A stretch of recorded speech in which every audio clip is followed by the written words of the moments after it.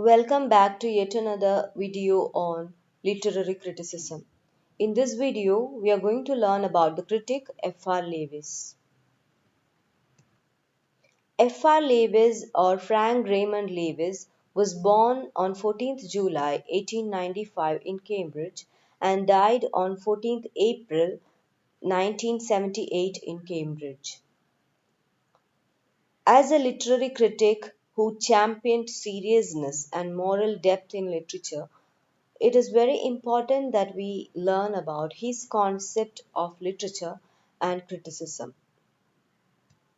In 1932, with his wife, the former Queenie Dorothy Roth, author of the important Fiction and the Reading Public, published in 1932, he founded Scrutiny, a quarterly journal of criticism that was published until 1953 and is regarded by many as his greatest contribution to English letters. Now let's have a look at his concept of literature. According to him, studying literature helps to escape from materialism and regain quality of life. Actually, he detested materialism. He believed that literature should be closely related to criticism of life and that it is therefore a literary critic's duty to assess works according to the author's and society's moral position. He also introduced a concept of enactment. He believed that work of literature is a concrete representation of reality. It acts or demonstrates a moral sentiment rather than merely expressing it by means of words. He firmly believed that there is no aesthetics which is not connected to ethics in literature. Ethics is embedded in the form of the work of art. He criticized Victorian poetry for separating thought and feelings.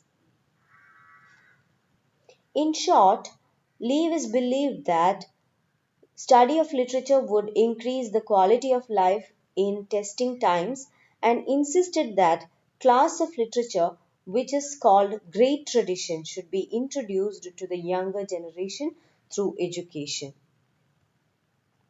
Now let's have a look at his concept of criticism.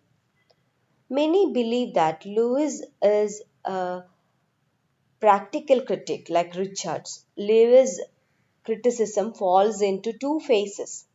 In the first, it is influenced by T.S. Eliot.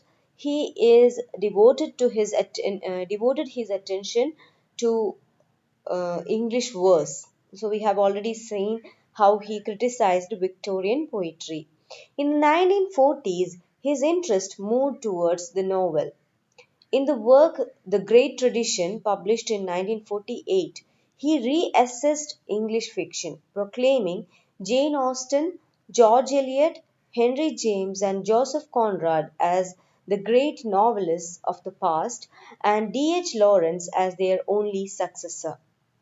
He insisted that valuation was the principal concern of criticism, that it must ensure that English literature should be living reality operating as an informing spirit in society, that criticism should involve the shaping of contemporary sensibility. Though he believed that, I.A. Richards, he believed that the sense in a sense, he believed that the critical practice began in classrooms, but he only favored uh, close reading of texts. But he also extended it to novels also. But his moral and didactic fervor distanced him from aesthetic formalism of the new critics. He was so much of a moral critic that he cannot identify himself with the ideas of the new critics. So that's all about F.R. Lewis. Thank you for watching. In the next three videos, let's learn about some branches of literary criticism like formalism, new criticism, and archetypal criticism. Thank you.